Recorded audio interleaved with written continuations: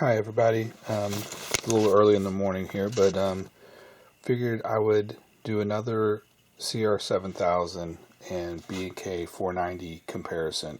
I have this tube.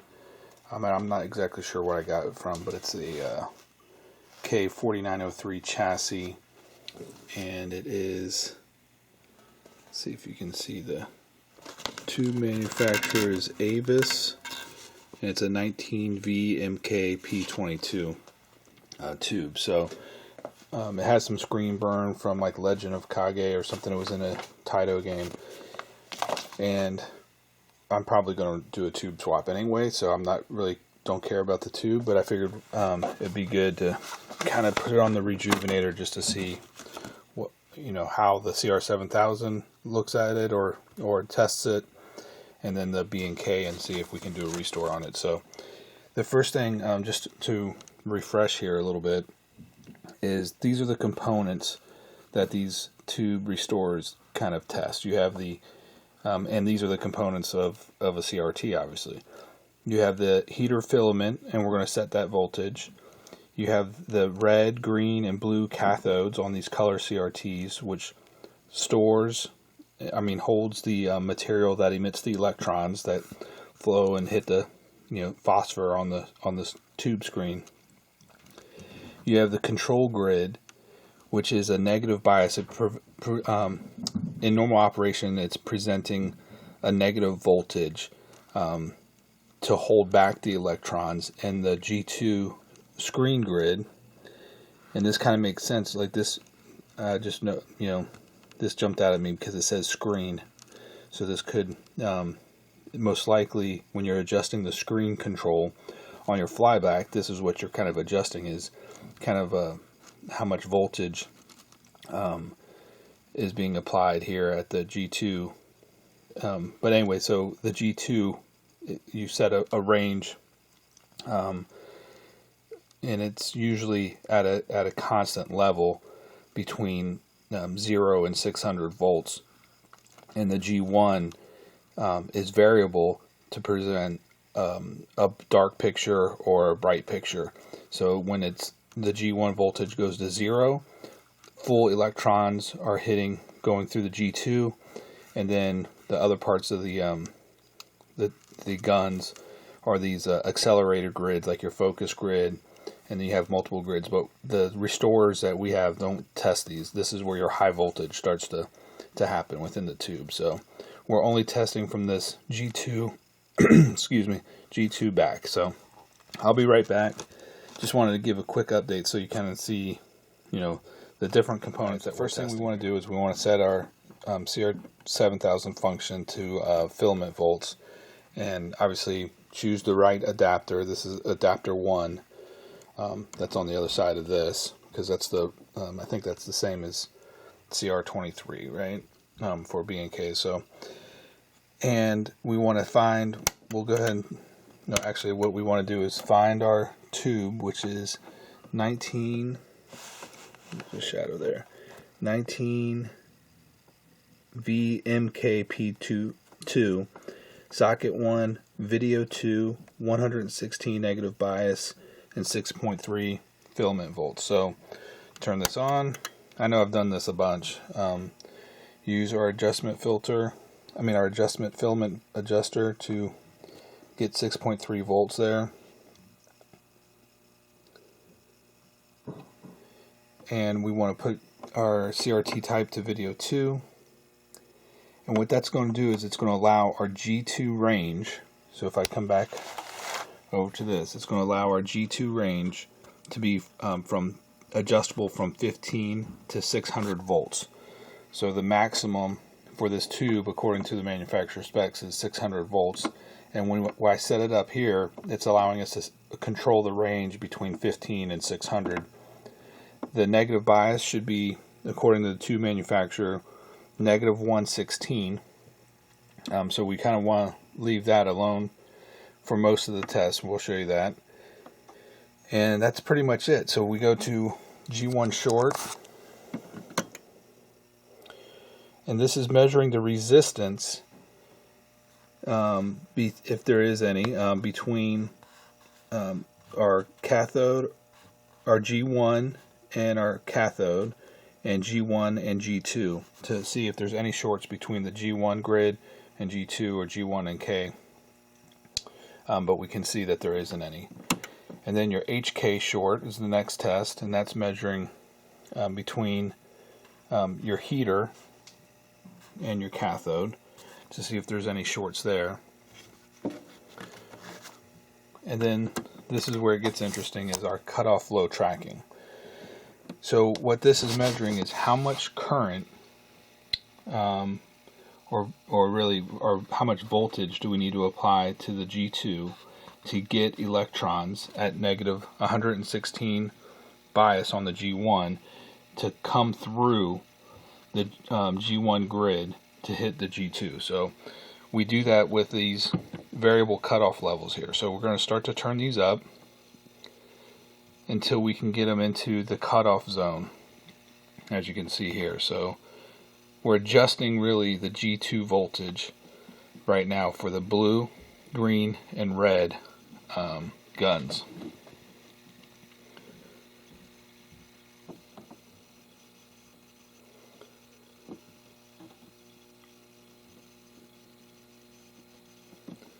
So we can get all the guns kind of into the cutoff zone, and what the gun tracking is doing, so that's good. That means that we can get all the guns in the cutoff zone at negative 116 volts G1 bias. So, but what it's also measuring is gun tracking, which is the percentage of voltage that's needed between red, green, and blue, and none of the voltages should differ by more than 1.25.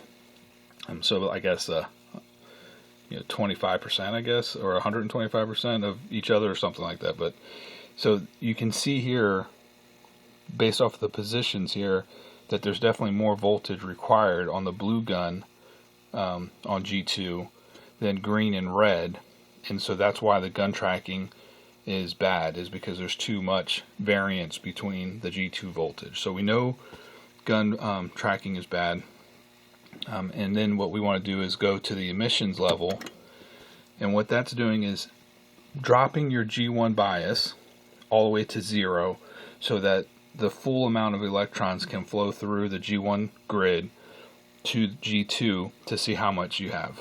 So I'm going to pause here real quick and explain this a little bit more. Okay, so real quick again about the cutoff test.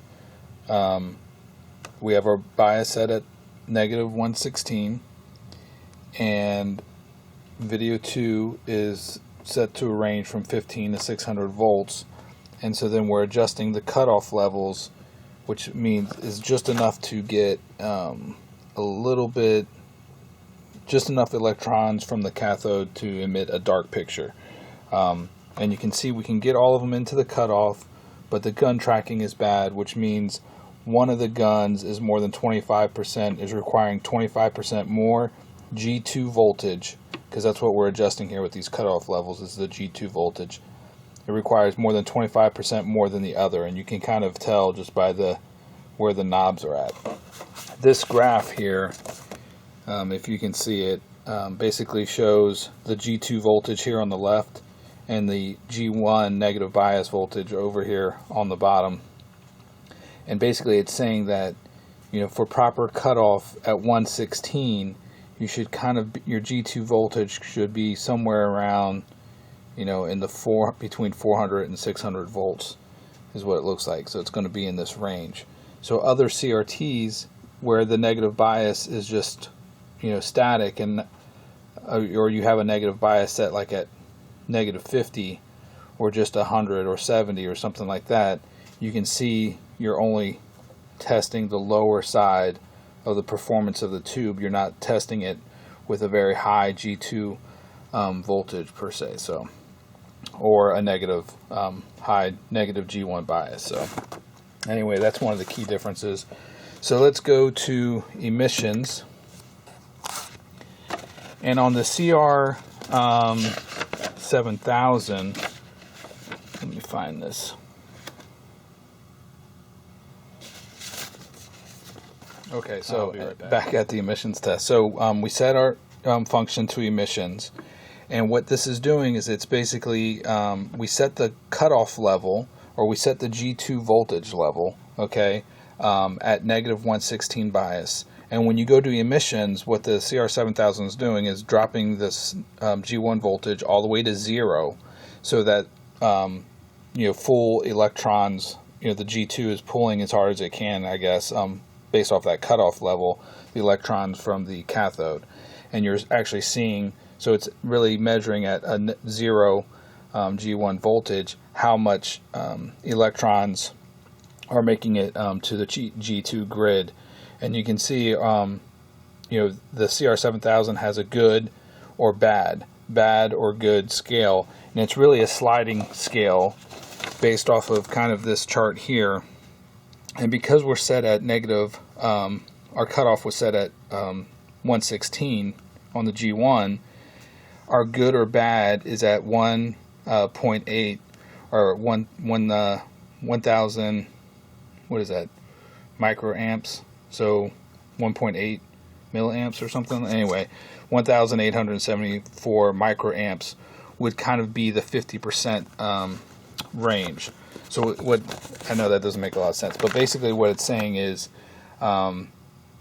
it's this scale here is based off of the cutoff we had, and this good or bad mark is 50% of the gun emissions. So like if it was a brand new tube, it should be at 3748 microamps, and that would be indicated on the LEDs with green all the way up on the LED scale here.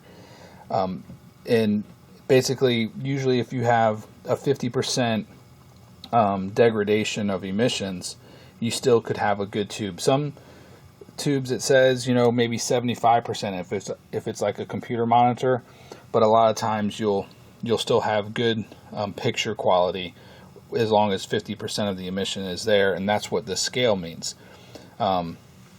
This is kind of important to understand. I don't know if I'm explaining it right, but on the CR7000, it is a sliding scale based off of the negative bias voltage of the tube. So that 50% represents this number of microamps. So it's I think it'll make a little bit more sense when I go through it on the B and K, because the B and K just measures how many amps or microamps or milliamps are being measured at the G2, and it doesn't really tell you in relationship to the negative bias, which is a key difference. So anyway, we can tell that the emissions on this tube is bad, and the tracking is bad. The bad tracking for high tracking or emissions tracking is a little bit more. So as long as one gun is within 50% of the other, it would have good high tracking. But these guns are basically less, or requiring, can't get within 50% of the highest gun, and that's why you have that bad tracking there. So anyway, I don't know if I can explain it any better than that. So the key thing is that this is a sliding scale based off of the negative bias that we had set, and the cutoff levels for that negative bias is really showing you what this emission is. So for instance, if I had a tester that was set for negative 68, or the tube was negative 68 negative bias, you can see that the guns would be have a lot more emissions, because negative 68, the 50% scale, we're only looking for 841 microamps. So that kind of shows you that if you have a tube restorer that is only using a lower negative bias, it's going to say the gun is good if it's just putting out 841 microamps. But this tube is actually 116, and you can see, well, a slight difference there, but it's not good as far as the tube manufacturer specifies. So all right, I'll be back with the B&K. Okay, so now I have the tube hooked up to the B&K 490B, and it works pretty similar to the CR7000 a little bit. You start off with a more of a you only have a -50 or a -70 G1 bias, and the instructions tells you to set it a little bit differently. It says always, does it say? Yeah, it says always go to -50. Actually, let me check that real quick. I'll be right back. Actually, it says any CRTs with an asterisk set G1 to 70 volts, and then you come to our tube is 19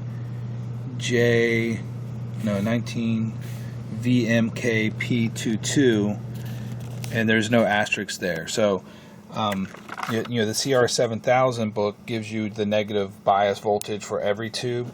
The B&K kind of gives you these, only tells you if there's an asterisk or an @ symbol to adjust it. There is no -100 bias setting on this B&K 490B, so basically just tells you to leave it at -50. And so if you look at the G1 to G2 voltage chart at -50 bias, our cutoff range is going to be, or should be, between a G2 voltage of 0 and about 200 volts.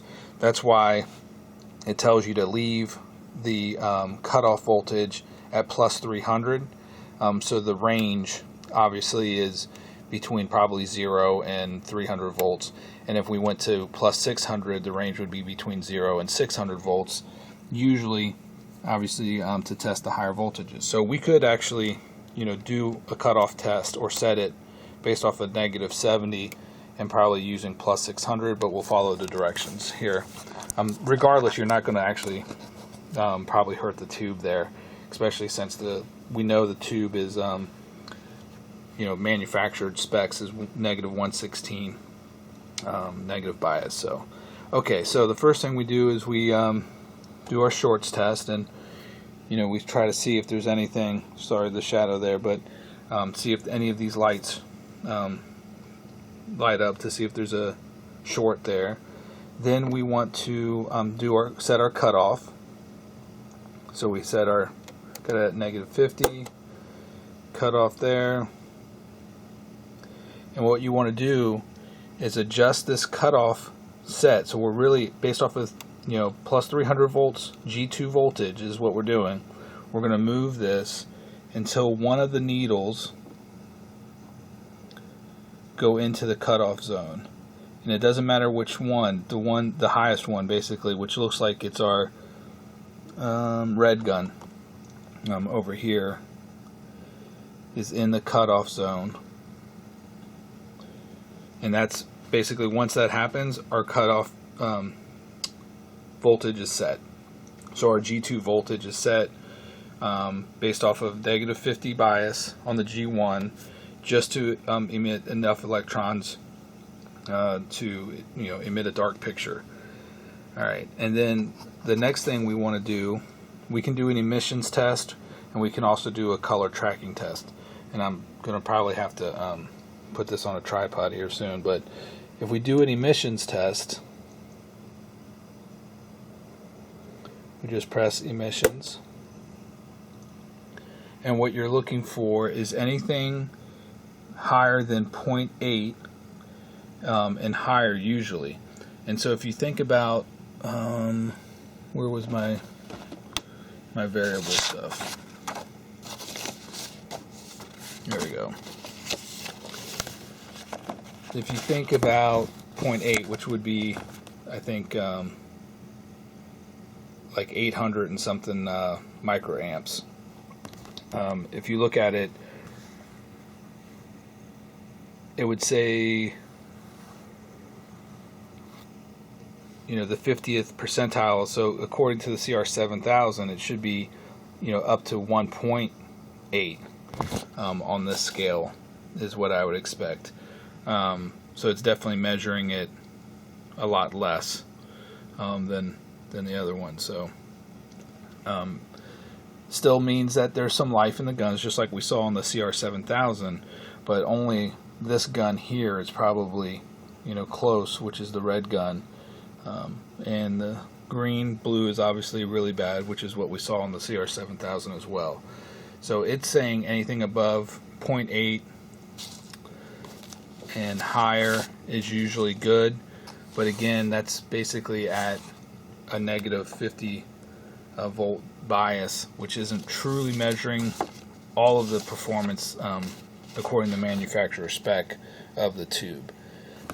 So you can see here, negative 68, the 50th percentile is kind of around 841 microamps, and we're like at 0.5, 0.6, 0.7. We're just below that for that. Okay, voltage. So the next, I put it on the tripod here. Hopefully this works out. So the next test you can do is I went back to our cutoff, and I haven't messed up with my cutoff set. So our G2 voltage is set based off of negative 50 G1, and we're in the cutoff zone, at least on the red gun, and it's a little bit off for the green and blue, which is a little bit more for the blue than the green, which is kind of what we saw with the CR7000. So for the color tracking, you're going to press and hold this yellow button right here, and what I think this is doing is basically the same thing the CR7000 is. It's probably taking this negative G1 bias all the way down to 0, and in essence we're probably doing high cutoff tracking. And so what you're trying to check is you read the highest gun, which is this green one. It's around almost 0.6, and we try to adjust all the guns to be about the same. And if you can get it to be the same, then you know you have good tracking. But I cranked blue all the way up, and I cannot get it to be, this one red is a little jumpy, right? Red and green are probably within 50% of each other, but because I can't adjust the blue to get into the close to the green, we know that the high tracking is bad. And I assume that this is high tracking. It doesn't really say, it just says color tracking, but compared to the CR7000, my guess is when you press this cutoff yellow button, it's taking the G1 voltage down to 0, allowing for the electrons to freely flow through the G2 grid, and then we're trying to adjust to get them into the same range there. So obviously that didn't work. And okay, sorry about that. Then the next thing you can do is a variable G1 voltage. So this is a little bit more like what you would see on the CR7000. And what you have to do is you basically have to step through recording what your readings are for the blue, red, and green gun on this characteristic curve here. And so I guess I don't know if I'll do it all, but I'll be right back, and we'll start actually doing the variable G1 voltage, and seeing as we move the voltage down, getting them into the cutoff, etc. So I'll be right back. Okay, so remember, we're not once you set your cutoff, you don't mess with it for the rest of the test. So we click on G1 variable, and at negative 100 G1 bias, we have basically no readings. Pretty much the same at negative 90, 80, 70, 60, starting to get something, and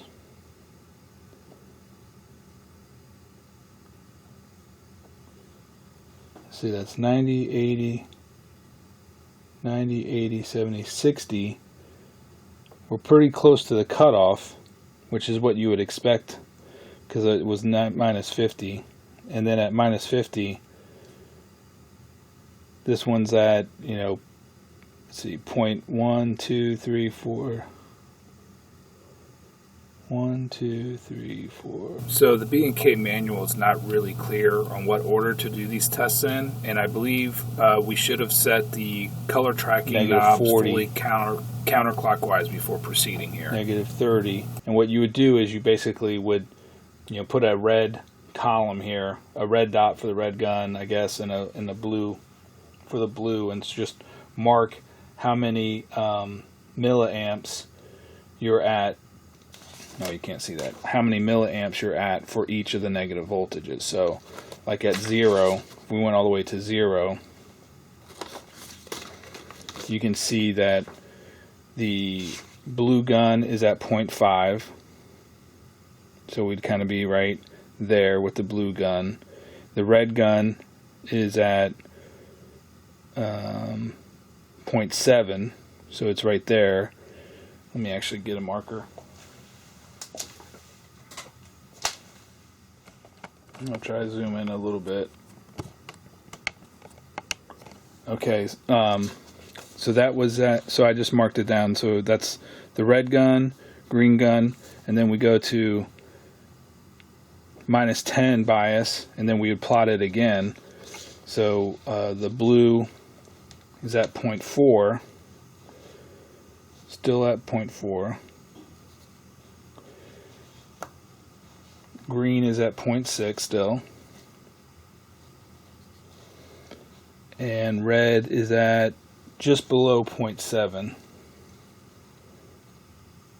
So it's kind of like that. And then we'll go to -20. And blue is at basically 1.5. We'll just call it 2. And red is at 0.4. And green is at basically 0.4 as well. Like that. Then we go to 30. Blue is at basically 1.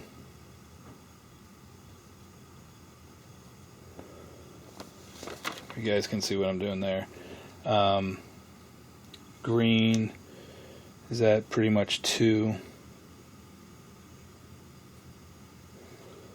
And red is at maybe a little bit higher than 2.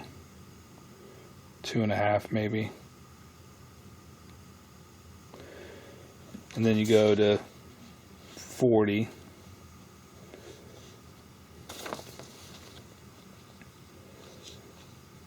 And you get the idea, and you just start plotting it. Now, what does this characteristic curve mean? I guess it, depending on the G1 voltages, you can see how divergent, each of the guns are from each other. And what I would do is actually run this test with plus 600 volts.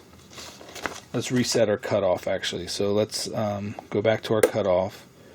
And we're going to go -70 G1 bias and plus 600 here. And we're going to set our cutoff based off of that.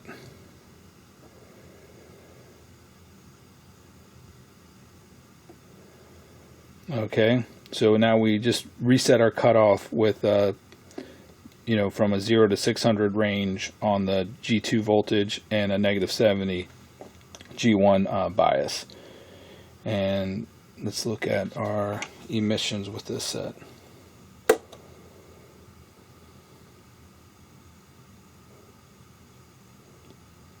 And to me, see, this is a little bit more, it's really just, changing the scale a little bit. But at -70, where's my thing at? -70 bias, probably we're a lot closer to where the CR7 would be on its good bad scale with a 0.8 or a little bit higher. You can see that the blue is definitely worse off, just like we were seeing before. But the green, which is I think what we saw, was just barely above the 50th percentile mark on the CR7000, and you can see the blue and the red are kind of close to being good, I guess, on that. So just based off of setting the cutoff a little bit differently. And then let's do our color tracking. Oh, whoops. I needed to have all these turned down. Let's set our cutoff again. Yeah, I needed to turn all these down to the left. So let's go cutoff test again.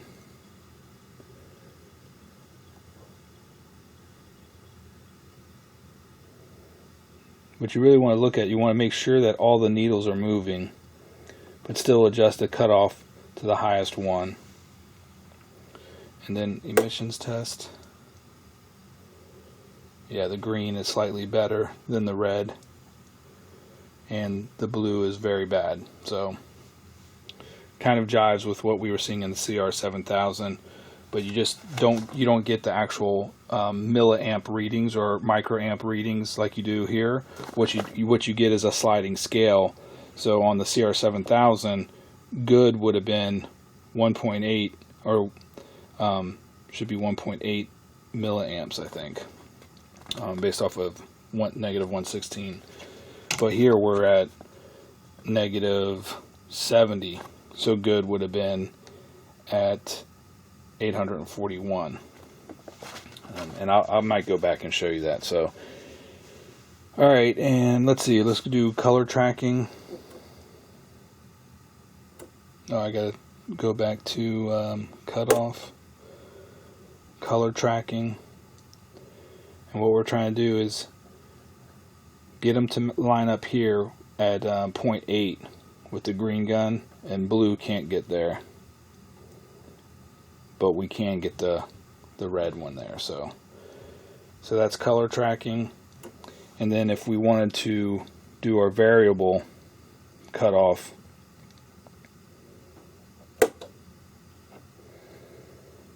at 100 we have nothing. We would expect to have something at 70. Just matches our G1 bias here. Got 70, 60, 50, negative 50 bias, negative 40, and then you would just keep plotting them for the characteristic curve like this. The only thing is I need to do some more research to figure out like what's the benefit of doing this. If you're trying to see how divergent they are, if it's similar to this G1, G2 chart here, you want to make sure the cutoff stays within this range. I think that's what you're kind of looking for. But the book doesn't really tell you like, how good or bad. I guess you just want to make sure that it stays in that range as you go through a more aggressive negative G1 voltage like that. So, all right, now let's restore this. All right, I'm doing a restore on the green gun. I wasn't going to film it, but the fact that I don't have any activity on this meter is probably not good. I don't know exactly. I did the blue one. The needle was showing, milliamp readings. And then I did green, and it runs through this test. The only way you can stop the test is by turning the darn thing off. So, started the green test, and I think something might be wrong with the tube after running the blue. Is what I expect. So it just went off. Let's go ahead and check for shorts. I don't see anything.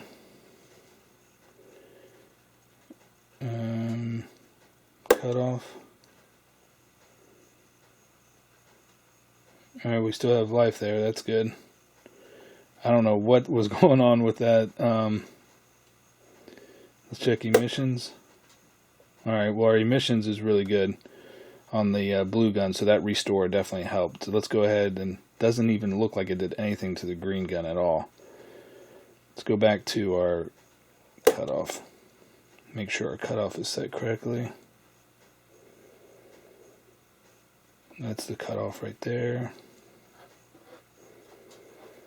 Okay. Emissions.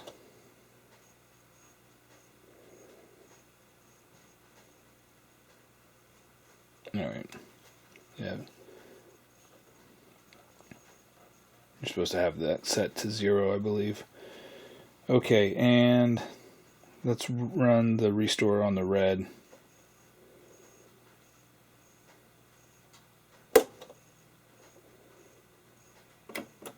There we go. That's what you should see. And I didn't get that on the green, so I'll be back in a second after running the restore function again. Yeah, I think hopefully you can see this. Let me turn off the lights real quick. But after running the red restore, we definitely see a G1 to blue cathode short.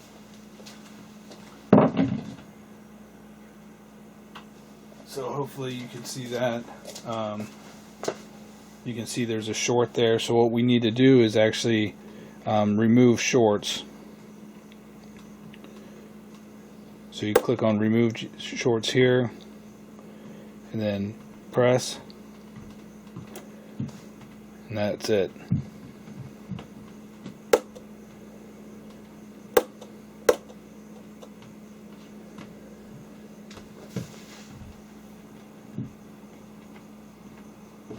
Kind of hard to see that, so not sure why that's the G1's not working. So the restore function of the green gun, I mean, is not working now, which is weird.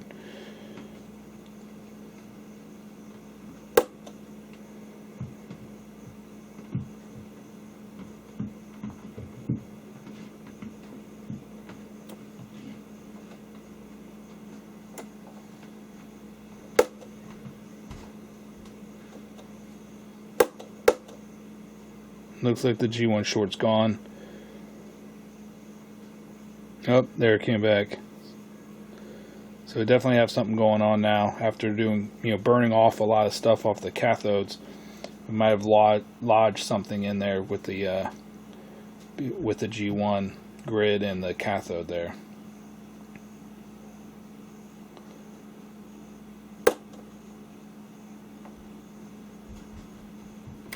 There we go.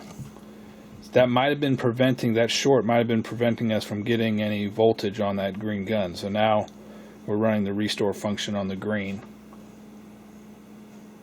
Learning it with you guys here, because I've never seen this. I've only used this a couple times, so that was definitely pretty interesting.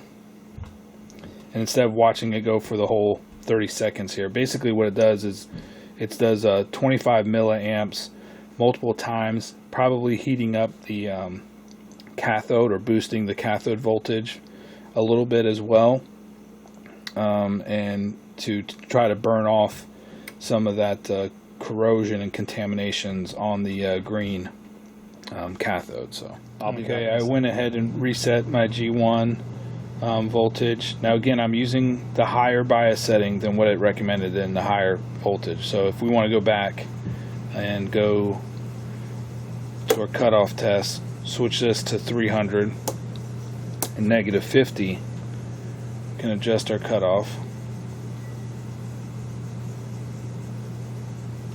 to right there, and then go emissions.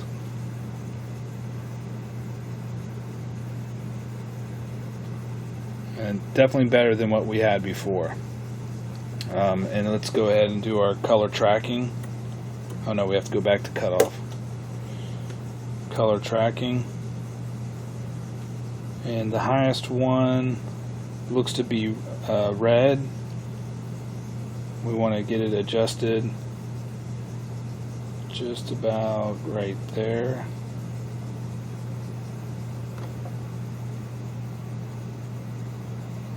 Looks like the blue is still not able to have good tracking, so I'll be curious what this looks like on the CR7000.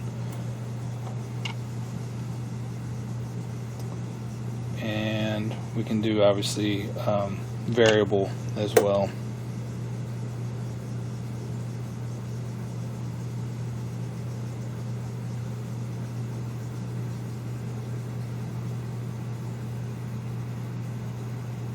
So this is the part that's a little bit weird, because you're adjusting the G2 voltage up here with this color tracking is what I would expect when we're doing the color tracking test. So it's, I don't know, it's a little bit different than the CR7000. So it doesn't, the book kind of does the variable as well as the cutoff color tracking after you do the emissions test. So it's I don't know, it just seems a little weird. But anyway, I'm going to go ahead and hook this up to the CR7000 and see what it looks like. All hooked up, back up to the CR7000. Set up for a negative 116 G1 bias, video 2, and 6.3 volts is our filament or heater voltage. Check our G1 short, and we can see there's definitely some leakage or resistance being measured between the blue and blue cathode and G1. So there's definitely something going on there after doing that restore functionality. H to K short's good. Now let's check our low tracking. And after the battery the card was full, so after the restore, we're a little bit, we can't get them all into the cutoff at 116, so we're going to definitely have to do an extended cutoff test. Drop the G1 voltage to negative 100.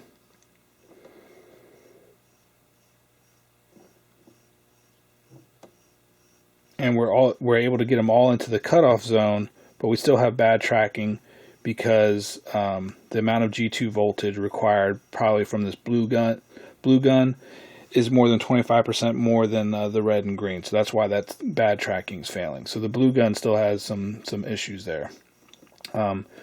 Once our cutoff levels are set, then we go back to 116, go to our emissions, and our emissions are much better. Again, this is kind of indicating this is a sliding scale, so I would think that this is very close to measuring at negative 116, negative bias, very close to 3.7 milliamps is what I would guess, or 3,740 microamps. There's the sliding scale right there. So above 50, if it was just above the good line, we should be at 1,874 microamps, and 3,700 is like all the way up this way. So definitely have some life on the guns according to this. All right. And when you press and hold the life test, what you want to see, make sure that you hold it for 10 seconds. Basically what this is doing is degrading the filament voltage.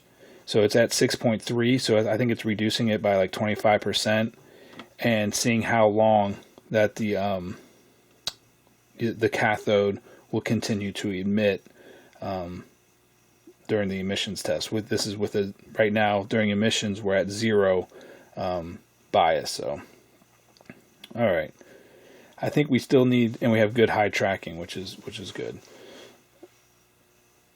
I will be right back. I think we're going to try to remove the G1 short, get that blue gun a little bit better, maybe get a little more aggressive with the blue gun, see if we can make it better. Okay, I hit the blue gun with a normal restore function, which is on the CR7000 is 100 milliamps for 2 cycles, or 80 milliamps for 2 cycles, and still fail the cutoff test at negative 116, but at negative 100, we're able to get them all into the cutoff and achieve good low tracking, which is good. So you can see there's just a little bit of improvement in the blue gun was enough to kind of get us into a good tracking zone. So we set it to 116, go to high emissions, good tracking. All our emissions are pretty good. We could actually maybe hit the green gun again, see if we can make the green a little bit better emissions wise, but we're definitely, you know, in the good zone for this tube, and better than what it was before. And as far as emissions life, blue and red look pretty good, but maybe we should try to hit the green one more time. So let's go ahead and do that. Now we did the 25 milliamp restore on the B and K, and now we're going to come back and do a normal setting restore, which is less time, but a little bit higher milliamps. So Set it to normal, set it to green, go. There's the first cycle.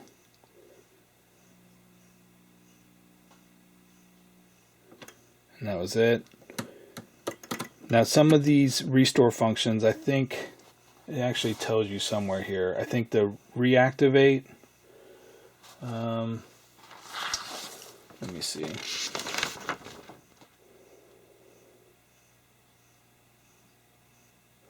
Reactivate, high, and extended all increase or boost the filament voltage. So if you run those, you need to wait before remeasuring. But the normal, I guess, doesn't, so that's fine. Filament volt 6.3. G1 short looks to be good now. We don't have that leakage between blue and G1. HK, cutoff low tracking at 116, we might be able to do something here.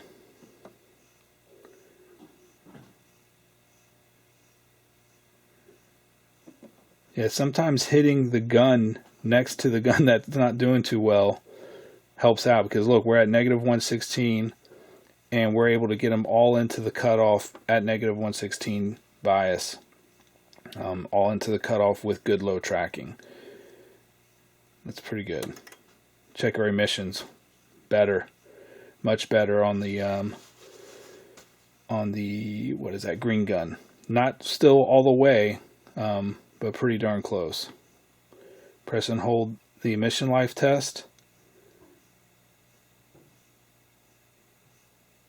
and I think we're pretty good. I mean, I don't really want to go too much further. Tube looks like it's testing fine now.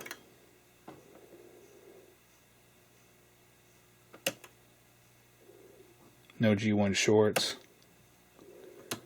Maybe I won't do a tube swap here and I'll just leave it alone. There we go. Getting a little bit of flakiness here.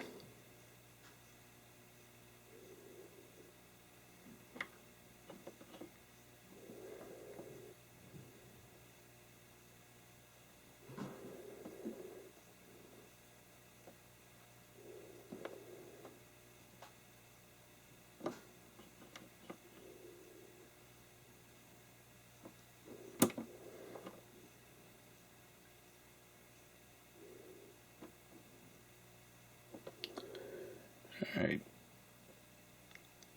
Still can pass the extended, but the blue gun, as far as the low cutoff goes, is not as good as obviously the others. But emission is still on the sliding scale. Emission at negative. Emission test is at 0, but it's it's on a sliding scale based off of us setting the cutoff at negative 116. So we're looking pretty good there. I'm going to leave it alone. So that's another restore, and a little bit more about the differences between the B and K. I actually went back and did a lot more reading again, or reread the same stuff I read before on the CR7000, and I'm starting to get even better understanding of kind of what the restore is doing, and been able to compare it to what the B and K is doing. So it's not that one's better than the other necessarily. I think the CR7000 has a little bit more automation as far as the testing goes, and puts more variables in to test, whereas the B and K is kind of like, hey, let's test it at negative 50, let's test it at negative 70, and call it a day kind of thing. So which is probably fine for arcade uses.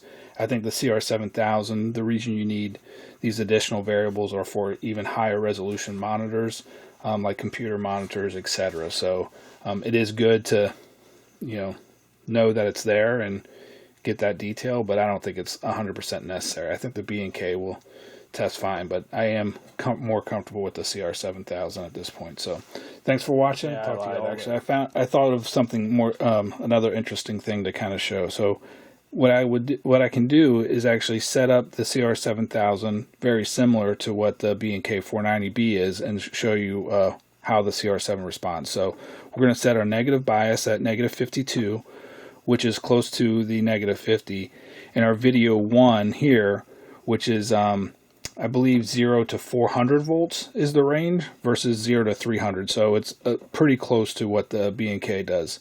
Guns are all simultaneous. We got our filament volts. G1 short, doesn't really matter what these settings are. It's going to test the same way. Same with HK short. Now cutoff low tracking, this is why these voltages is really based off of the spec of the tube. Not, you're not going to hurt a tube in our use cases from video 1 to video 2 most likely. It's just kind of the spec of the tube. And we can get all of them into the cutoff, which is what we would expect. And we still, the gun tracking is just a little bit, might flash back and forth, but we still can get good tracking and at that level. And then if we look at our emissions, obviously it's going to look great at that point, because on a sliding scale, we're looking at only the midline would be 0.5 on the B&K, and full emissions would be like 1 on the B&K, and we could see when we did do that test that was pretty close to where the B&K was measuring. So if you think about all these green lines going all the way full, that would be the equivalent of the B&K measuring about 1.1 milliamps, or 1000 microamps. So I think I said that right. Yeah, anyway. And then if we do our emissions test here, 1, 2, 3, 4, 5, 6, 7, 8, 9, 10, it would show you that this tube has a lot of life left. So a lot of life left based off of, a relatively low G1 negative bias and a G2 that's probably on the lower range of what maybe a medium resolution or higher resolution monitor would be operating at. But for most arcade, I've never measured what the G2 and G1 voltage is during an arcade game playing. Be interesting to see that. But I'm sure the B&K is just fine using these biases and settings. Anyway, thought that would be interesting for y'all. Okay, I'm not quite done yet because I said something in the video that I wasn't sure about and I wanted to double check. But anyway, I went ahead and hooked up the monitor to my TPG, and I haven't really adjusted it much at all. I just, the only thing I did, let me turn this off, is adjust the screen control, which is this knob right here on the flyback. I adjusted that screen control just enough to right below where I actually got a picture with the TPG off. So, it's pretty much set to its minimum, and the picture looks okay. And I also centered the I guess what is it, brightness, black level control. So the black level control, is right there, and this monitor is on, so I gotta be careful here. But the black level control is that pot right there, and I centered that. So let me hook it up to the tripod and show you how the screen control controls the G2 voltage that you're seeing. So I thought that was the case, but I wanted to double check. So hopefully you can, hopefully you can see this, and I can be careful here. So I put my voltmeter to DC volts, and put my black lead on ground, and pin 7 is G2. It's actually labeled here, and can you see? Yeah, there we go. And you can see my G2 voltage with the screen adjustment where it is right now is 396. And if I turn it counterclockwise,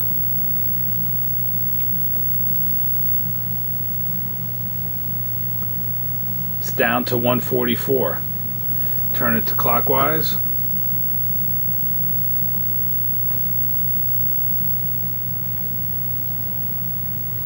$370. Let's go a little bit higher.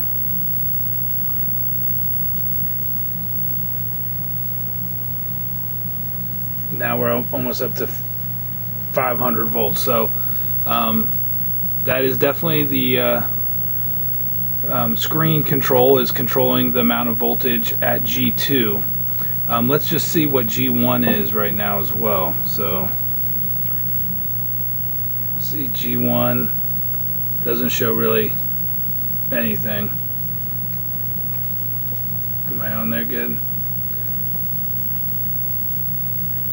That's the voltage going to K, the green cathode. That's the voltage going to the blue cathode.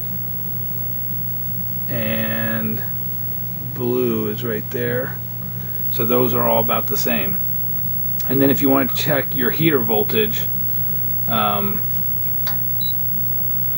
got, I think it's AC. And we go between these two here. Is it not AC?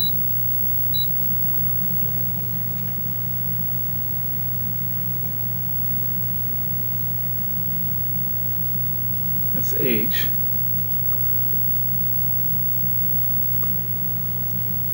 Let me go back to AC.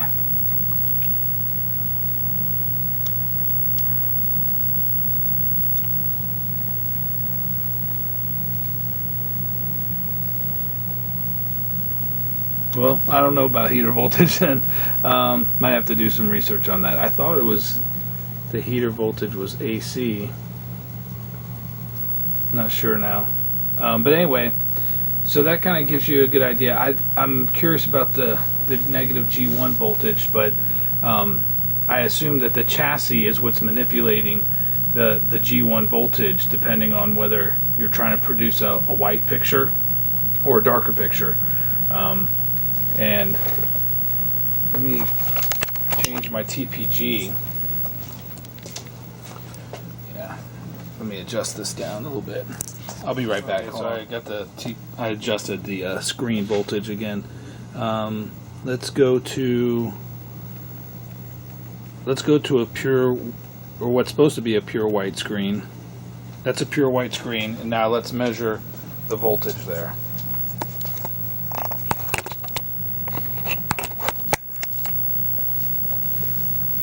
See if we get any differences in voltage here. So we're going to check our G2.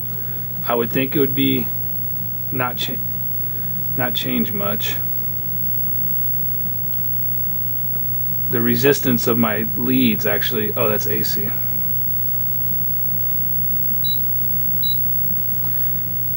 The resistance of my leads are actually changing the picture a little bit. 399. And I get nothing on G1. So I'm not exactly sure how to measure the G1 voltage, but anyway, we know that the G2 is controlled by the screen adjustment, and so you're really kind of setting that when you set your screen control, you're setting it for like the maximum, or what you think would be like the maximum amount of electrons. Anyway, whatever. All right, cool. See ya.